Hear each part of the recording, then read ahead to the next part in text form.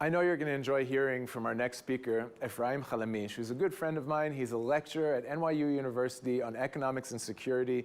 He also serves as a senior advisor at Duff & Phelps, one of the world's leading business intelligence companies. I'm going to be asking Efraim about his perspective on the latest developments in our region and how we can best take advantage of them as business people. So, Efraim Chalamish, good to see you again, my friend. Thank you so much for joining us today through Zoom. I know it's early in the morning over there where you are in the United States. We wanted to, at Arise, we wanted to get your perspective on the exciting current events. Part of the theme of this summit is prospering in the new normal. And obviously we have the new reality of the normalization of diplomatic ties with Arab states. From the perspective of national security, a lot of people have concerns. What will this mean for Israel and other Western nations? What are the main threats? And in the nexus between national security and economic considerations, what are some of the greater threats and the greater opportunities that you see? First of all, I wanted to congratulate you, Calvin, and the team for this exciting Arise conference. I think it's very timely and very exciting. So thank you very much for having me as part of your conference, and I wish you lots of luck with the rest of the conference. So absolutely, I think what we're seeing now in the Middle East is part of a broader trend in the world where while we used to see economics and national security as kind of parallel worlds, now they really converge and we see more and more interconnectivities. I'll just give you a couple of examples, and of course, it's super relevant to what we see recently in the Middle East. So one very important thing to keep in mind is that security is playing a bigger role now in economic decisions, whether we're talking about M&A transactions or bilateral trade. There are a couple of reasons for that. One is because many products and services can serve both sectors. We see more and more dual-use products. So all over the world, governments are very concerned about using military applications and products for civilian purposes and vice versa. So that makes many governments to be a little bit concerned and cautious about, for example, foreign direct investment in their own economies, all the way from the United States, Europe, and of course, what we've seen in the Middle East and Israel recently. This is more kind of one of the main challenges in this complex universe. At the same time, when we look at the state of the global economy, I think there are many factors that make me think that the economic trends can really facilitate security progress, and at the same time, security trends can change economics on the ground. For example, if you look at the retreat from globalization, it forces many governments to sign trade and investment agreements on the bilateral level, regional level, and that's exactly what we see now in the Middle East. Israel is signing such agreements with Bahrain, UAE, and potentially other countries in the region, and this is part of the broader trend of developing local economies, regional economies, instead of just thinking big what's going on around the world. Where do you, it seems to me that traditionally we would look at the Arab states throughout the Persian Gulf, not so much as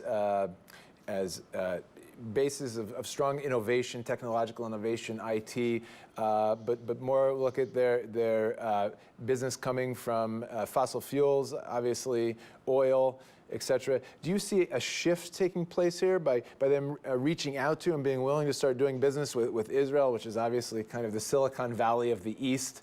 Do you perceive this as a trend and as them moving more into this area of innovation?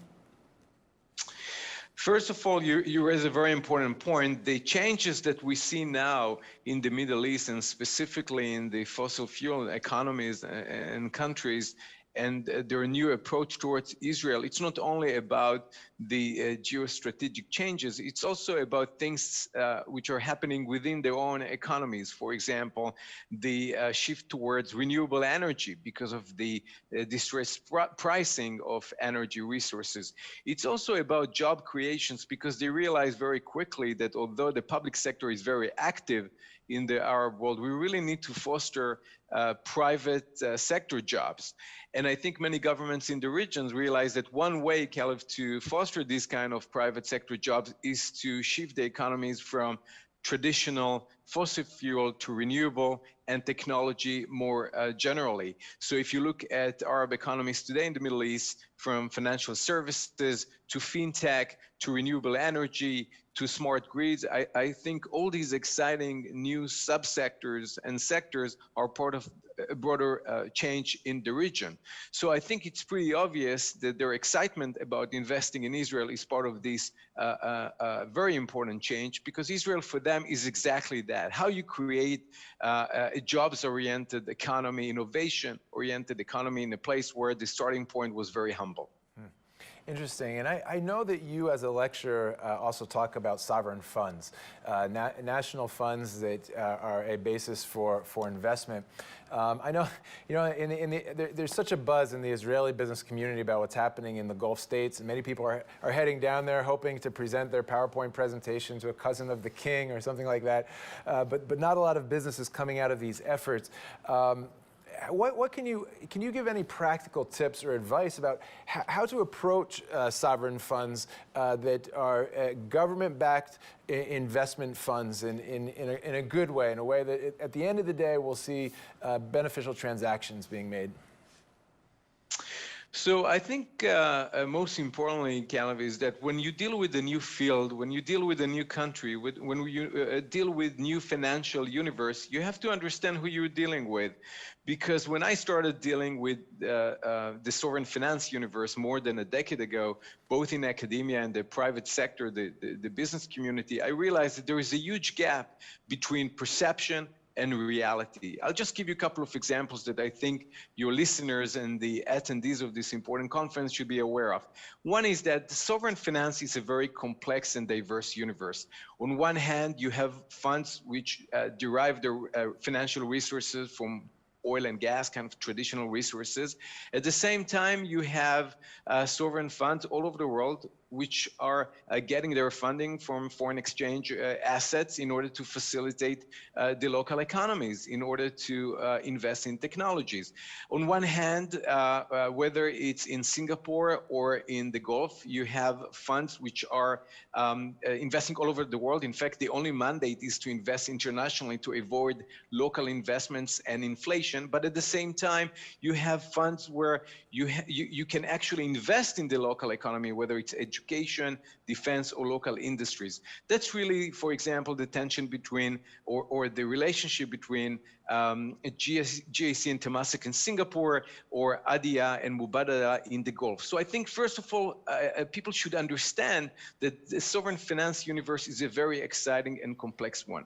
Another thing, which I think is very important to understand, is that sovereign funds have changed dramatically over the last 10 to 15 years. They used to be very government-oriented entities. Now they function more and more as traditional institutional investors. They invest together with traditional pension funds. In fact, if you look at conferences, if you look at training sessions, most of their executives think and operate as sophisticated institutional investors with significant governmental influence. So I think you have to approach them like you approach other institutional investors. For example, the process should be very professional. You have to understand that the executives come from all over the world, not only from the local economies. And also, I think very important is that they are really divided to asset classes, sector, geographies. So if you approach them, it doesn't make sense to approach the wrong asset class manager or the wrong geography. You really have to focus on the team, the group, the assets, which make sense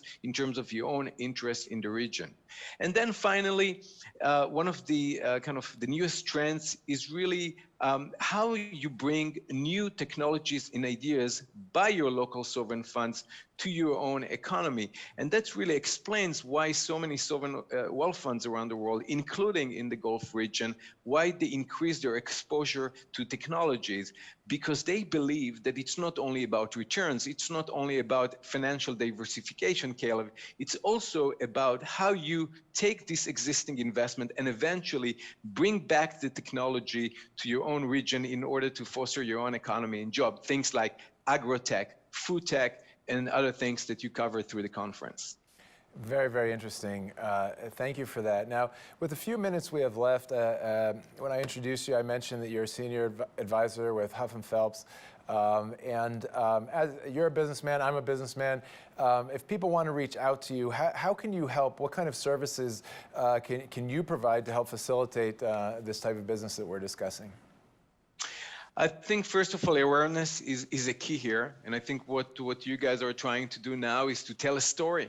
And I think we're all part of the story. So I hope that I managed to share with the audience today new aspects of this very complex story. Secondly, people are welcome to reach out to me and many of my colleagues if they're trying to understand new opportunities in terms of investing in the Middle East and other relevant regions and sectors. And also because one of the things that I spend a lot of time on is, as I explained before, is trying to understand how institutional investors, governments, sovereign financial institutions, how they can perform better, invest better, and serve the world and make the world a better place. I think that it would be great if many of your attendees can reach out to us and be part of this story.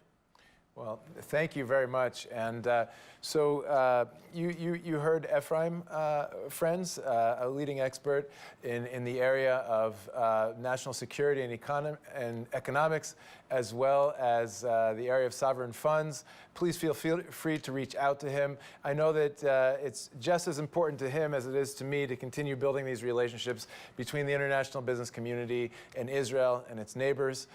So thank you very much, Efraim, and we wish you a wonderful day. All the best. Thank you very much, Caleb. Thanks for having me, and good luck with the conference. Yeah, thank you.